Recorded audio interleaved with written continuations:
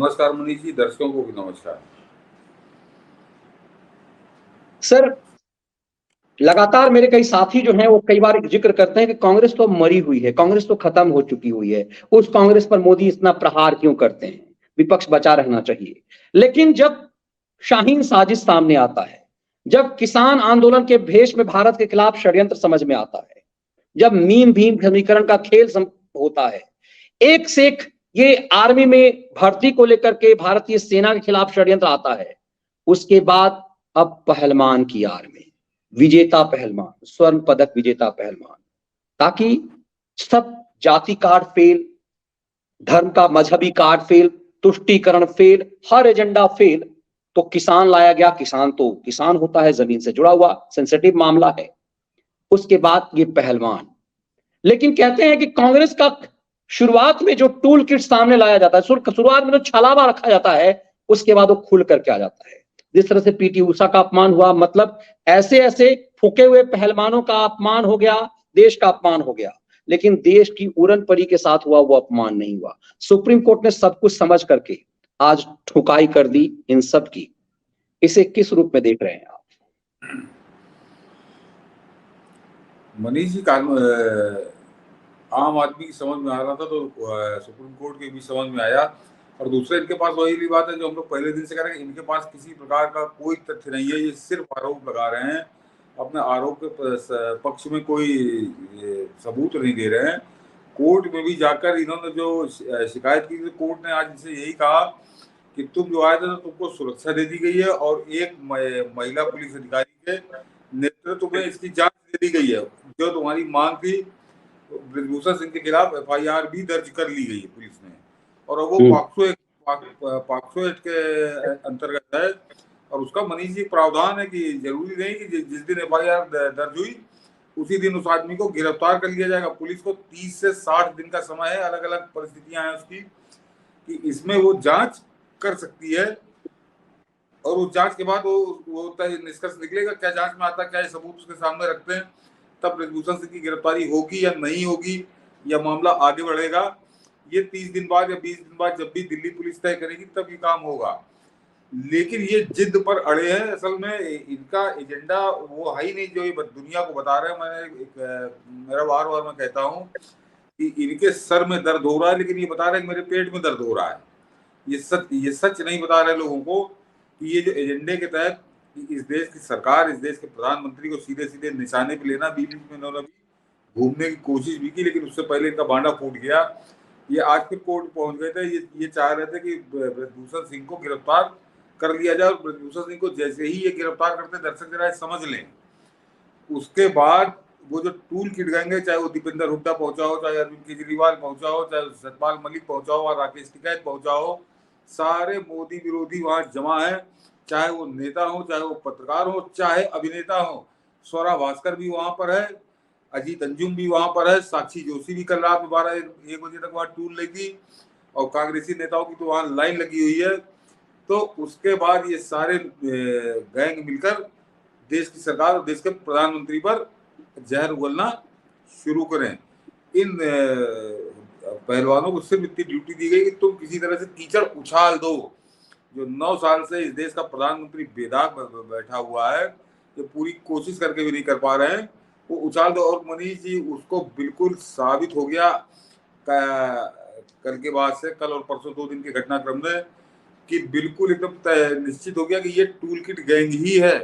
ये पहलवान जो है, जरा 2 बातें बताता हूँ कि एक तो बजरंग पुनिया ने वही भाषा बोली, विनेश फोगाट ने वही भाषा बोली जो भाषा आज से याद करिए 2015 और 16 में कांग्रेसी गैंग ने बोली थी कि हम अपने अवार्ड वापसी कर देंगे। ये अवार्ड वापसी का सेकंड राउंड याद चलाने आए हैं कि हमारा इससे क्या फायदा, हम अपने सम्मान वापस कर देंगे।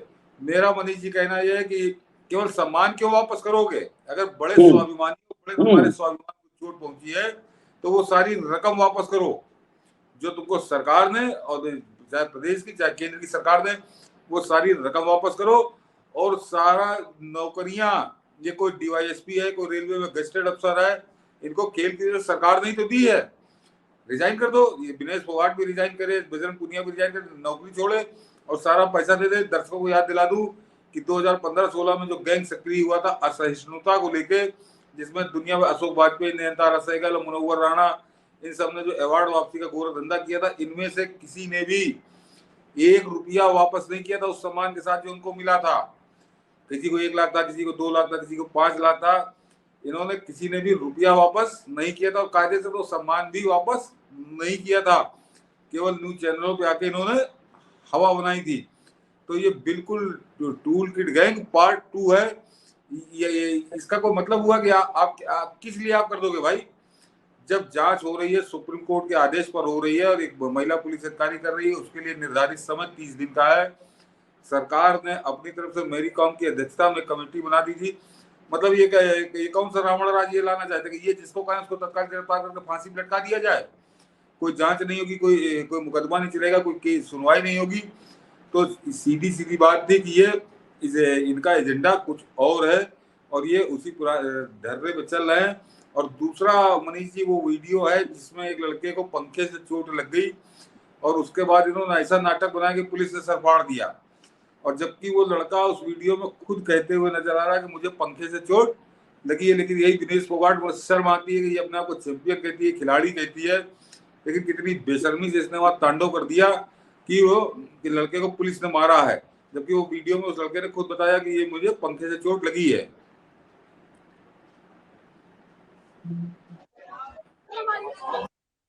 भाई ये देख लो क्या कर दिया, क्या मारी है? लाठी के सर में, लाठी के सर में, लाठी के सर में।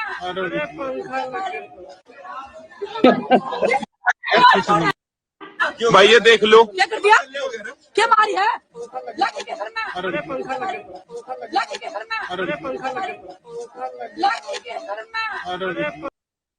ये साफ दिख रहा सर, ये पहलवान के वॉइस में करो, खुद कह रहा है कि मुझे पंखे से लगी है और कह के मारा है भाई, लाठी से चोट लगी है, लाठी मार दी है, पुलिस ने लाठी मार दी है।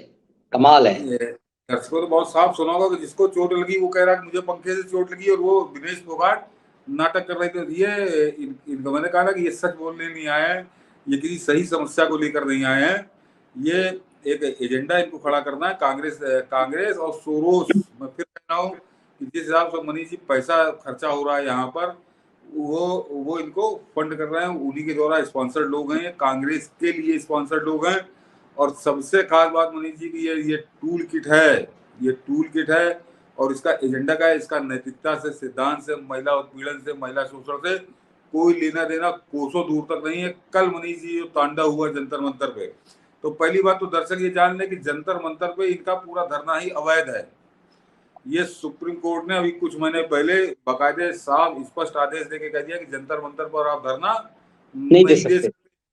उसके लिए उन्होंने रामलीला मैदान चिन्हित किया कि जिसको धरना देना हो। जैसे पहले जंतर मंतर में धरने हुआ करते थे, 10-15 लोग धरने हमेशा चला करते थे परमानेंट, लेकिन अब वहां पर ये अकेला धरना चल रहा है, ये कानून की धज्जियां उड़ाकर चल रहा है कायदे से। तो सुप्रीम कोर्ट ने आज जब ये सुप्रीम कोर्ट बैठे तो सुप्रीम कोर्ट को इनसे पूछना चाहिए था कि अनाधिकृत कैसे तुम अवैध सुप्रीम कोर्ट के कानून की धज्जियां उड़ाकर कर रहे हो। तो इनका तो एक तो धरना ही अवैध है, वहां पर इन्होंने परमिशन भी नहीं ली है, ना इनको परमिशन दी गई है। लेकिन मनीष जी की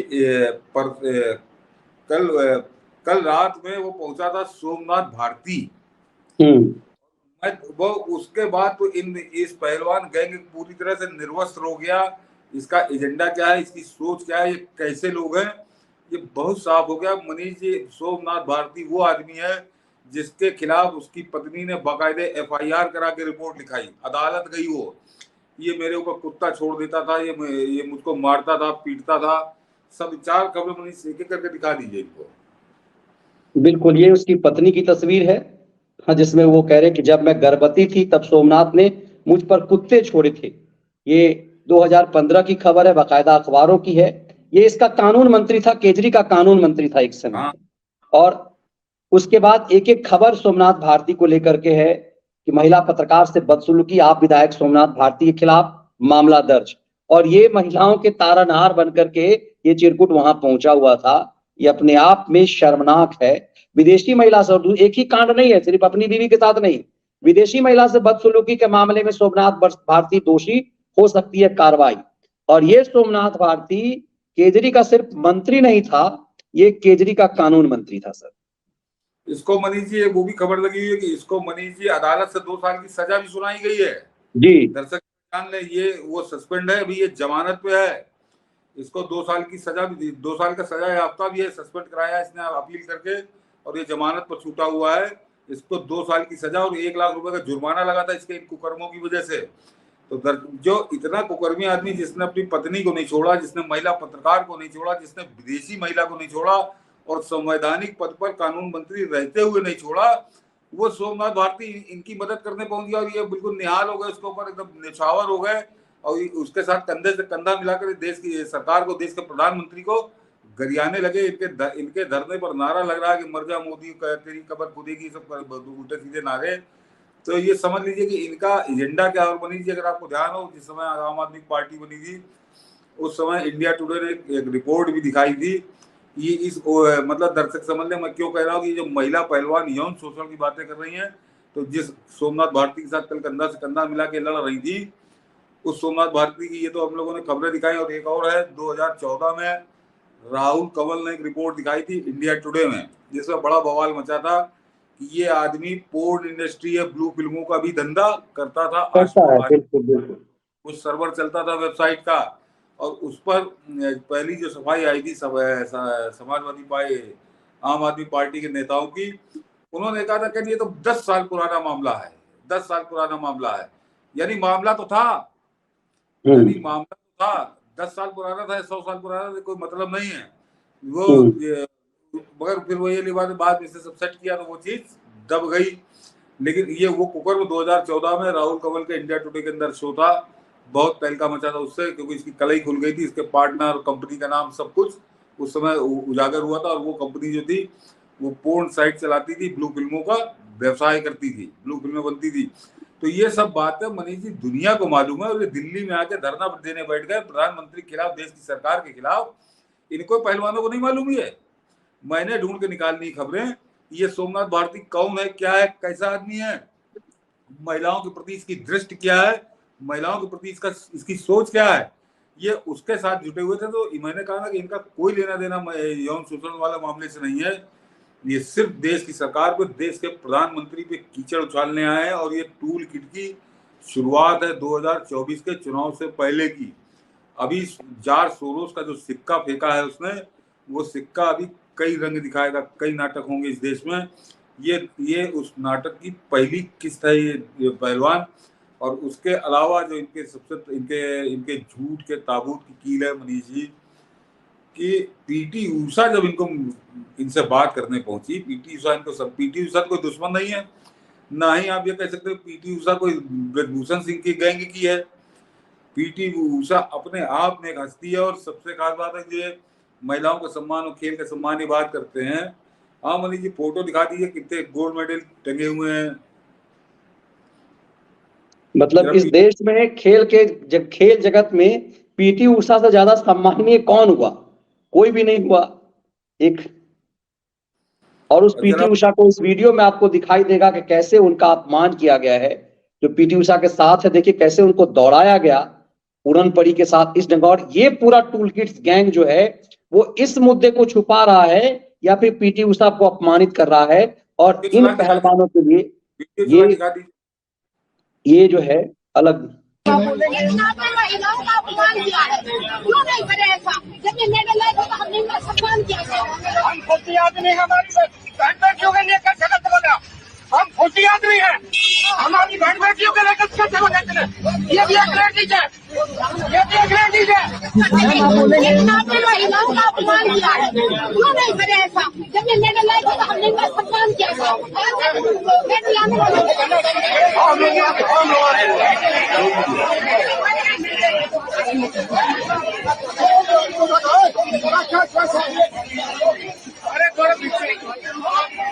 और ये सर कार पार्किंग करने वाला जो पत्रकार है, जो कार पार्किंग में कांड करता था, वो सब गैंग इस पूरे वीडियो को लेकर के मजाक उड़ा रहा है, जिसका पूरी जिंदगी इसी पूरे पत्रकारिता में यही पाप है। ये पूरा चापरी गैंग जो है वो इसे मुद्दा बना रहा है और पीटी ऊषा का अपमान कर रहा है। तो मनीष जी समझिए, पीटी उषा, मैंने कहा जितने पहलवान इन सब ने मिलकर जितने गोल्ड मेडल नहीं जीते होंगे उतने गोल्ड मेडल अकेले पीटी उषा ने राष्ट्रीय अंतरराष्ट्रीय कंपटीशन में जीते हैं। और देश का नाम उन्होंने कितना ऊंचा किया है कोई कहने की जरूरत नहीं है। वो जब इंडियन ओलंपिक एसोसिएशन की प्रेसिडेंट हैं, उसके बाद वो गई राज्यसभा की मेंबर हैं, वो इन पहलवानों के पास गई थी, तो इनको बात करनी चाहिए थी, इनको बैठकर अपनी बात जो भी थी इनको बतानी चाहिए थी, लेकिन इनके पास बात तो कुछ है ही नहीं। इनके पास एक षड्यंत्र, एक साजिश है, तो पीटी उषा उस साजिश का हिस्सा तो है नहीं, तो ये बात क्या करते? तो इन्होंने गाली गलौज, धक्का मुक्की, हाथापाई, यानी समझिए दर्शकों ने देखा होगा कि एक जो क्लोजअप है पीटी उषा का कि वो रोते हुए वहां से भागी। इनके गुंडों ने, इन पहलवान गैंग के, टूल किट गैंग के गुंडों ने इतना अपमानित किया और समझिए मारने दौड़े कि किसी तरह से जान बचा के पीटी उषा वहां से भागी हैं। तो समझिए कि इनका खिलाड़ियों के प्रति, इन पहलवान गैंग का खिलाड़ियों के प्रति क्या दृष्टिकोण है, और महिला खिलाड़ी उनके बारे में क्या दृष्टिकोण है, इनका कोई वो नहीं है। ये बहुत नीच किस्म की इनकी मानसिकता है, और ये जानबूझकर एक एजेंडे के तहत आए। इनका एजेंडा वो सफल नहीं हो पा रहा है, तो अब ये तिलमिला गए हैं, खिसिया गए हैं, और वो पीटी उषा जैसी महिला के साथ ये इनका दुर्व्यवहार, इनका दुराचरण ये बता रहा है कि ये चाहते क्या है।